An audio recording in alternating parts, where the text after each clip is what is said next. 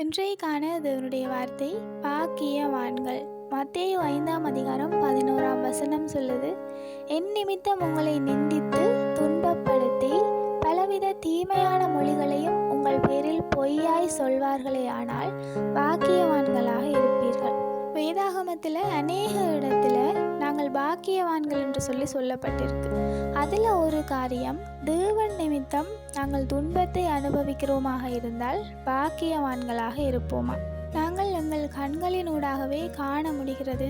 அதாவது ஒரு சில இடங்களில் சுவிசேஷங்கள் அறிவிக்கும் பொழுதோ அல்லது தேவனை குறித்து சொல்லும் பொழுதோ அவர்களை நிந்தித்து துன்பப்படுத்தி பலவித தீமையான காரியங்களை செய்கிறதை நாங்கள் காண்கிறோம்.